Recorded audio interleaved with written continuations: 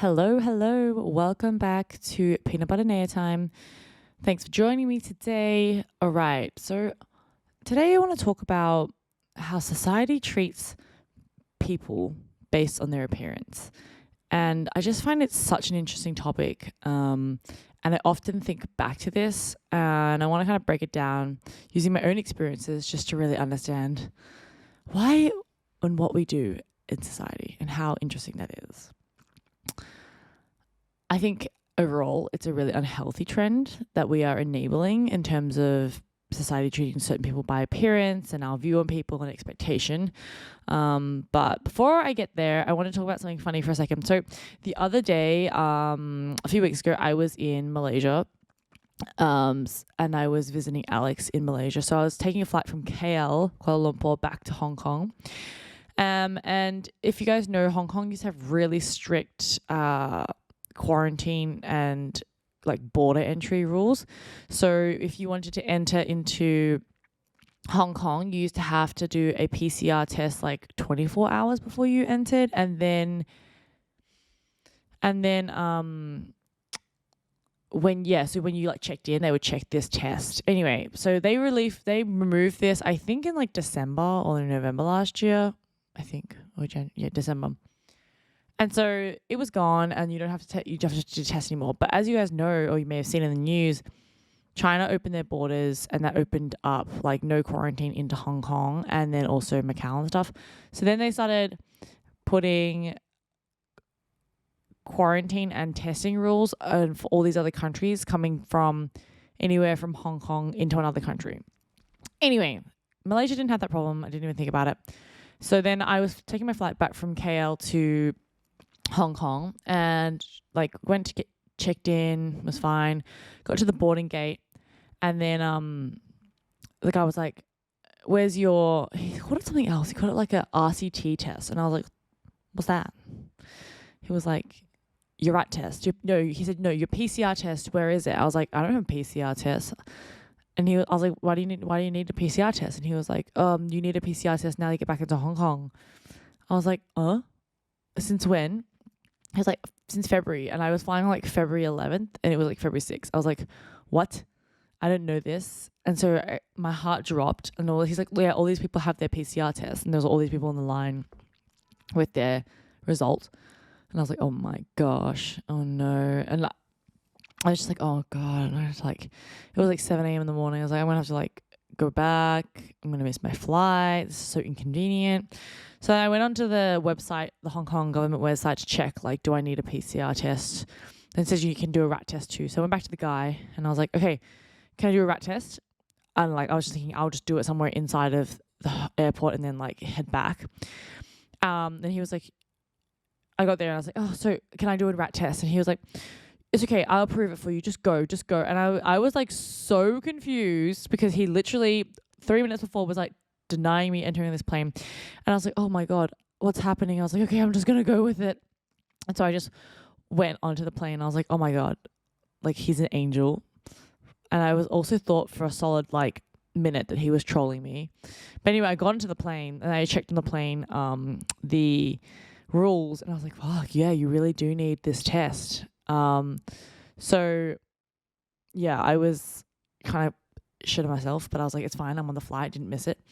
So then I arrive in Hong Kong, and of course, lo and behold, they did not even check my test because it's inconsistent. We love it.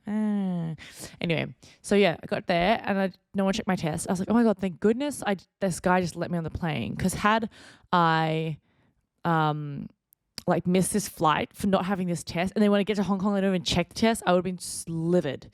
I would have been livid. So yeah, make sure you guys still double check all your like entry requirements to get into a country. I had just completely like removed that from my mind as a concern because I thought we progressed, but no, we are still progressing. Anyway, back to the topic of the day. So the reason I bring up this topic is because I often think back to times when I blossomed and I kind of became, objectively speaking, attractive. And really just thinking about how people treated me. And I always think back to this and I want to talk through it because I think it was such an interesting time for me to really understand society and be like, oh, people kind of suck and people are kind of superficial. And so, yeah, I think that this experiences always make me think back to human nature and how we're evolving and how we feed energy into other people. And it makes me want to speak about how we can actively do things to improve that environment, that mentality, and how we enable each other. Because I think nowadays people are really compensating for not being objectively attractive. I'm doing finger quotes in my video, but for people on the podcast, objectively attractive, by having to have a great personality and all these like random ass things, right? But I think people, it's only getting worse in society through like social media, entertainment. They've all formed this very distinct view on beauty and our expectations of people who look a certain way. And I want to break this down and I want to be very real about it because I think it is a really unhealthy place that society kind of exists in. And I want to at least try in my ability to push out a more positive view and break it down. So I am quite tall. I'm 5'10", which is like 177 centimeters. So I always just stand out. Like I can't, I would love to wear high heels a lot more. And sometimes I wish I was, I don't actively wish that much, but like sometimes like, it would be nice to be like 5'7" and be able to wear heels and not stand out like a sore thumb. Because even at 5'10", especially living in Asia, I am very tall, which adds to people staring at me even more than they already would, because I look also very ethnically ambiguous and people always staring at me like, where are you from? Like, who are you? What are you? So I think I have lived a life, especially since I was like 19, of people making a lot of assumptions about me like ethnically, how I look, what my heritage is, what my appearance speaks for like how I am socially, how I am like sexually, how I am at sport. Like I feel like it kind of feeds into every avenue of my life. And I just think it's so interesting that this is all just because of how I look. And not discounting the fact that looks, like sight, what we see with our eyes is a big part of how we perceive things. But I think we should all be aware of how, like the path that we are going down and how we can try not to enable such a negative vibe. So for me, common things that people assume about me are that I'm intimidating, I am mean, I am more promiscuous than I am good at certain sports, I'm a certain ethnicity. These are like a multitude of things that people assume about me. And I never really realized this until I was 18 and I was in my gap year. And that's the first time I just really encountered like people making assumptions of me based on my appearance. So as I've mentioned before in a podcast, like I was a late bloomer. I was not a dude magnet in high school. It was probably the furthest thing from a dude magnet, and did not care, just let's be clear. I was very like, I wouldn't say I was like really awkward, but I was definitely living in my own world such that people didn't really understand me, or like, I mean, I'm probably a bit immature and just a different kind of being, I had no care about what people thought about me. I had no care about body image or how I looked. I wore the cutest little jacket with teddy bears on it because I thought it was cool. I wore Hannah Montana shirt to school on a free dress day because I loved that. I like scooted down the hallway in a Hannah Montana t-shirt. I was so obsessed with Hannah Montana. So yeah, I had no care. And then I also had like zero experiences with boys at all. So didn't really care for it. Wasn't really fazed by it. But we fast forward to 2013. Neya is on her gap year. And I am in a new environment surrounded by a new social group of people. Kind of, I guess, the first time you could carve out who you were and what you wanted to be as an individual. And this was fun. Like, this is exciting to be in London, figuring out who you are as an 18 or as a 17-year-old at that time. and learning a lot about the world and being independent for the first time. So yeah, I was working at a school as a teacher's assistant, and I started to socialize with kids that were kind of similar to my age, and people who were like when we went out to social events and things in the town that we lived in. And I remember people like I started hanging out with a group of people, and then them being like, oh, I remember, what was it? I think there was a guy that I kind of thought was interesting, and apparently it turned out he thought I was interesting as well. And I was like, oh, cool. And then this other guy, I remember from the same social circle, I was talking to him one time, and he was like, oh, are you a virgin? And I was like, that seems a very awfully personal question to ask, but yes. And then I was like, oh, I can't believe you're a virgin. Like, you like insinuated that I would have like had sex by that time because I was attractive. And also I didn't really like, that was the first time like people actually started insinuating that I was attractive. I was like, okay. And I thought it was so bizarre. I remember taking a moment and was like, do people think that if someone's attractive that they're like promiscuous? I think I remember them thinking like, not saying I was a slut directly, but thinking that I had gotten around is kind of like the terminology they use. And I found that like really offensive and also very bizarre that someone would assume that based off your looks. Like I was very innocent in my view and in my experiences. So I kind of just sat there and thought, what a bizarre thing to ask somebody. What a bizarre thing to assume of somebody just because of how they look. I thought that was really strange. So yeah, that was the first time I encountered people like making assumptions about me and the person I was because of how I looked. And I wasn't comfortable with that. And I always remember that. And I always look back and laugh at that because I just think it's ridiculous.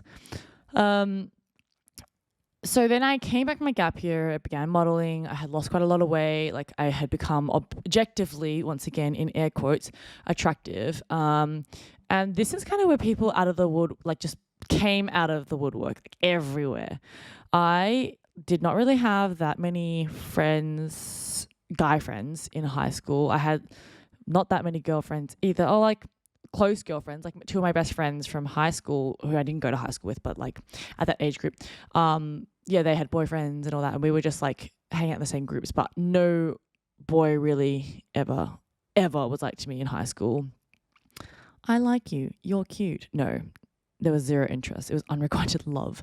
Not that I really paid that much attention to boys, but that was the life that I was living. Anyway, so I started going clubbing when I was 19 and back in Melbourne in Australia. That's where I grew up.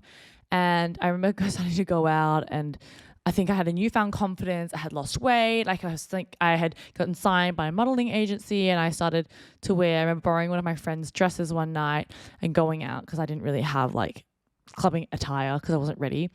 And I remember going out and seeing people that I had knew in high school, like briefly, and they were all suddenly so drawn to talk to me and like know me and want to be in, like add me on Facebook, like add me on Instagram. It was just so strange. And yeah, it was just such a bizarre time. And I was like, And all I thought was, oh, you paid zero attention to me and gave me absolute donuts when I was like not that attractive in high school. And now you want a piece of me. Now you want to talk to me. And so, I think that was where I really started to see like a true side of people. And even like, not even just people from school, I feel like family members who were distant, who were a similar age group to me, like a specific cousin, which I will not call out, started to actually want to like know me and like talk about me, like, oh, my cousin's a model. And I thought, literally when we were younger, you paid zero attention to me and thought you were way better than me and like made that very clear by verbal comments you made. And now all of a sudden, like you are like, I don't know, you think I'm cool because I model and like I'm kind of attractive. Like, what is this? What is society? Why are people like this? That's how I felt. And yeah, I think that kind of set me up to realize, okay, maybe this is the expectation moving forward. Like, this is how I'll be treated. And I think from there, it kind of just evolved and it was just a process of me learning how to manage that. People are like, oh, you're so tall. Like, you must be good at sports. You're so athletically built. You must be good at sports. You're tall. You must be modeling. Like, it's just all these assumptions about you.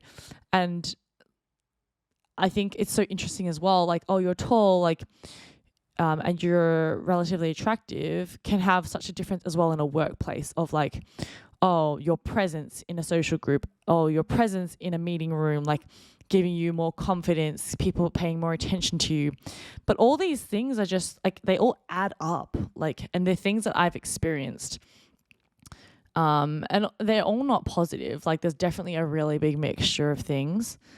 But I think it's like learning to navigate that, especially when you're a teenager, was really interesting and difficult, in a way. But I remember having to like check myself when things happened. I remember there was this guy that I thought was I had a big fat crush on him in like high school, and he just gave me donuts, and he definitely knew I liked him. And I remember going to a uni ball and seeing him the second semester of university, and then we went back to second semester of university, and he messaged this guy that's my friend being like, oh, essentially like saying, oh, she's going to be like obsessed with me now. And I was like, oh, wow, man, come on. Like, no. And then I remember my friend giving me a reality check and being like, yo, you're going to let this guy who was like so mean to you in high school, like gave you donuts, made you feel like crap, you're going to give him attention, like let him have a piece of you now, like after all this time. She was like, if she didn't want you then, like he doesn't get you now, just because you're like a model and you've come of age a bit more. And that really woke me up, and I'm really grateful that she did say that, because I was like, yeah, fuck, like check yourself. Don't get sucked into this lame ass like magnet of attention. Because the thing is, because I never got it when I was younger, I never had attention. I didn't grow up with that. I didn't really understand what to do with it or what was like within my control. I think I was just like kind of overwhelmed and like, oh, this is nice to get attention, but also, is it for the right reasons? And am I doing myself a disservice in this?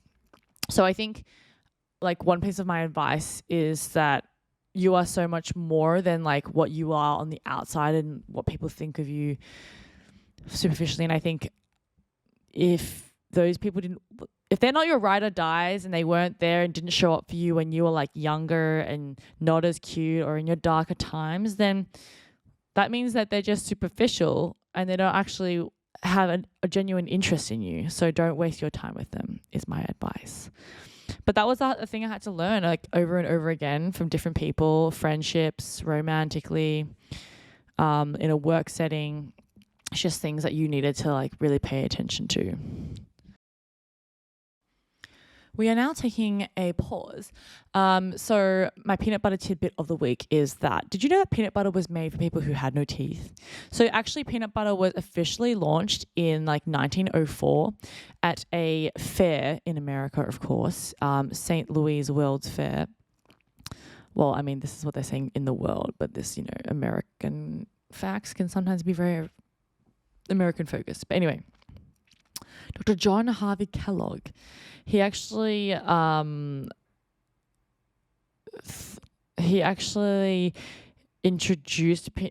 created peanut butter in 1895, but then it was officially launched in 1904, and it was actually for patients who had no teeth and needed protein. So the smart man made peanut butter so people could get protein, which is why I eat a shitload of peanut butter because I love it.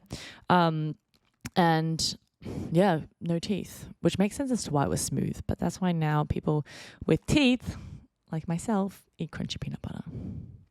Boom. I think Dr. Kellogg would have appreciated that. We're using our teeth to eat crunchy peanut butter if we have teeth. Anyway, going back to our topic. So the next thing I want to talk about is like how social media nowadays really plays into this whole, if you're attractive, like, will treat you differently, and this whole view. And I'm not like negating the fact that I am somewhat part of this. I am on social media. I do post like photos of myself where I do think I look good.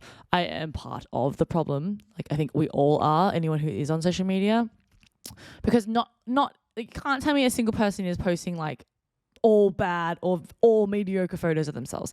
Every single person is definitely seeing a photo of themselves and they're like, damn, I look good. Let me post that. Right? So yeah, I think things like Instagram, Facebook, TikTok, so YouTube they all play a different part and to a different degree enable this. If you look a certain way, you'll get a certain treatment and audience. I think Instagram is probably the worst for this. Instagram is definitely the highlight reel, as everyone knows. It's definitely a place where people would like build a persona and character of themselves and an aesthetic.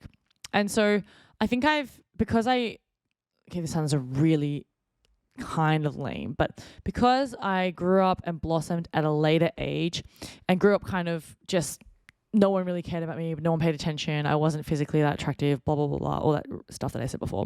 Because of that, I think I have humble, I'm putting air quotes, roots of understanding what is valuable to me. I think I have a great personality. I would like to comment on myself. And I think that I've always valued being really authentic on like a social media platform. And so actually that's why I started YouTube before anything else. Like properly. I think I had Instagram where I would just post photos, but YouTube was where, when I started a YouTube channel, I never thought of like, oh, let me hide my certain things and filter myself or wear certain makeup. I was just very genuine as to who I was. Biggest compliment that I feel I get is like, oh, who you are on camera is actually exactly what I get in person in terms of like personality, appearance, like energy. I just don't understand when people are like a totally different person to what they are in their social media. But anyway, I think it's a form of escapism, but that's okay.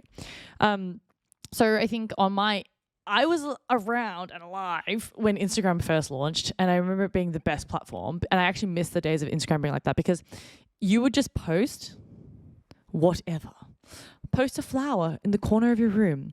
Post a selfie with terrible lighting and an awesome filter that made you look cool. Like, post autumn leaves, post yourself going to school, post a scarf you bought at a thrift store. It was just very free posting. It wasn't curated. It wasn't an aesthetic. It wasn't you trying to build a persona. It was you just genuinely sharing like photos of yourself. And I think that's how Instagram started off. And like it was same as Snapchat. Like that's how they started. They were very just like platforms to share stuff. And I don't think it at that time was leaning towards becoming like an ads platform where like people were so much the product. But definitely it has evolved into that now, of this kind of very volatile space that you really need to like be fully equipped and fully aware of like who you are on this platform and how it's impacting your real life, because I do think it can be a real dark hole. And I honestly get scared about the younger generation and how much social media is affecting them. Like seeing 12-year-olds, 14-year-olds on social media that look like 30, and like the trends that they do and just how interconnected everything it is. It's like really positive, but also so scary and dark at the same time, that I think the accessibility and like what we put out there is really important. And I think we can sit here and say, oh, hey, it's not us, like it's the platforms, they should manage it, they have the responsibility. And I say like, no, I think we have so much responsibility as users, and as we are the product, air quotes again, of the platform. We are the creators. We have so much responsibility to control as much as we can what we put out there and how we influence like young generations that are on social media, and just also people our age and beyond. Because I think because of social media, we are so interconnected. We are always comparing ourselves to somebody on social media. We are always looking at an aesthetic or new food or new ideas or new creativity. Like it's just so intertwined now that there's not enough separation between our normal outside lives and our online lives. So we hold so much responsibility to try and shape and form and influence the direction of social media. And so, yeah, I just think one thing that I would like to share is I think that we should all be held more accountable for how we show up on social media. I know people use it as business, people use it as a personal platform, but I do encourage everyone to be more genuine. Like I try to not post things with filters at all. If I do a filter, it might be like a cute one with a hamster or something like that. But in terms of my actual look, I try to be just like genuine with this is how I look. This is how I look after I did a workout. I don't look that great. This is how I look when I woke up. My hair's messy. I don't look that great. Today I look tired. Today I look like this. Today I think I look awesome, right? So just giving a genuine mix of everything and who you are. I think that's like a motto I try to stick by for social media, is just trying to be more authentic and myself, because I want to encourage other generations. I want to encourage my audience to just be as they are, be who they are, and like be comfortable with that on social media. And I think there are some creators who do like a lot of work around that and really work really hard to, you know, show themselves with acne, show themselves not feeling great, trying to do like Instagram versus reality. And I think that is really awesome. But at the same time, I think we just have to be consistent with it within our digital life and our offline life. Because I think there are people who definitely like push that, but then are not genuine about the real insecurities they still have. Sorry, I went on a whole spiel there about social media. I feel really passionate about like it and how it influences us, and I will discuss it in a separate podcast. But just, I think us as individuals, if you're listening to this, please be mindful of like how you present yourself on social media, in the sense of being genuine, right? As much as you can. No one, like, I feel we are nowadays too similar. We're not individualistic enough. We're too scared to be outside of the box, to have a different aesthetic, to not edit the photos the same way every single time. All of this jazz, you know. Be more you. Be more real. Some things that I find funny that always, I feel like, really impact me is that even, and especially now, like more than ever, I think people stare at me so much just because of how I look. And they're so obvious about it. And I think this plays even more a part because I live in Asia, but there's just no relief from that. Every day I feel it. Like, I'm like, sometimes I think that there's something on me. Like, I've spilt something on my clothes. I've checked multiple times before on the street because I'm like, why is someone staring at me for so long, as if like, and really taking a detailed look, like as if I've spilt something on me or there's something embarrassing happening to me, and I get really concerned. But genuinely, especially in Asia, I feel like they just stare. Like, they are not shy. The old uncles stare real hard. The aunties stare real hard. And it's like a up and down look. It's like a mouth open, eyes wide, down and up. But yeah. And I always thought like, oh, maybe it's just me being a bit conceited. But then my mum has seen it. My mother-in-law has seen it. My fiance has seen it. Like, so many people have called it out and been like, bro, like, come on. They don't even try and be like subtle about it. And yeah, so that's my life. That's a view from somebody who is physically more attractive than so yeah, that's my view as somebody who is deemed attractive. That's what I experience on a daily. It's not fun sometimes, honestly. Sometimes I just want to be like invisible. Because I don't think every person is like built to be okay with being stared at. Like, that's just not a normal thing in life. But yeah. And then the second thing is just like, I'm really tall. And so yeah, people also stare at me for that reason. And people always think I'm good at sports. Literally, people are like, oh, you're so tall. Do you play basketball? Do you swim? Are you good at this? Do you play tennis? And then I'm like, oh yeah, I played basketball when I was young. Oh, of course you did. I'm like, okay, but first of all, if you ask my dad, I was really bad at it. So I don't know. Go figure. Go figure. But I do think that like, it's so strange. There are these like weird advantages to kind of being attractive in society. I think people have a bias to assume things of you.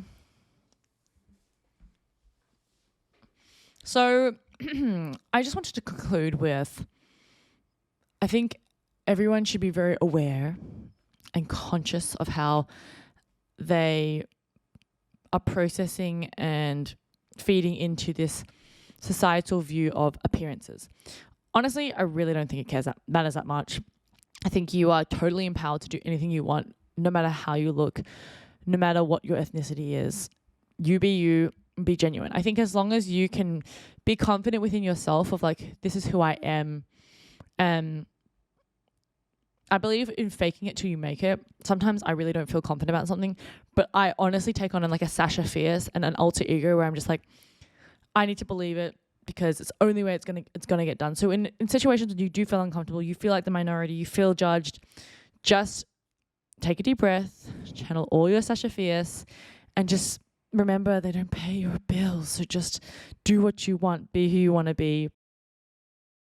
So I just wanted to leave this podcast with some takeaways before we end. First of all, appearance is not everything. I think you as a human have so many layers, so much depth in so many different areas of your life. Never be limited by your appearance. As much as society tries to make you think that, defy it. I really hope that from this podcast, you guys can all understand how we feed into this view of appearance and like superficiality in society, and how we can make an active effort to really improve our own personal view of that whole realm and how we can impact that. I think it only takes like little efforts from everybody to make such a big difference. And I only hope to hopefully make you just think about this and feel a little bit more confident to be yourself. I encourage you all and challenge you all to show a bit more of your real self on social media. I even will live into this even more. I think the filter, be who you are, and show that pimple, show that bad hair, show that bloat, show, I don't know, just like being tired. It's fine. Just, I think if you can feel like you can be your authentic self online and offline, that is a really big achievement. And I would also like to finally finish this podcast off with just saying, support individualism. You know, everybody is so different and everybody has a purpose in different ways, values himself in different ways, enjoys different things, has a different personality and style and look. And that's fine. Like, that's what makes the world go round, us being different and us loving each other for who we are. So don't put people down for being an individual, for being unique, and just support each other. My final parting words are, and I love hearting you all, is to, when you feel nervous, when you feel like you're a minority and you're being judged or you're anxious to do something that's really like true to yourself, channel your Sasha Fierce, channel your alter ego, take that deep breath and just power on, because you know what? You are the ones who are responsible and in control of your life and pay your own bills. So be you.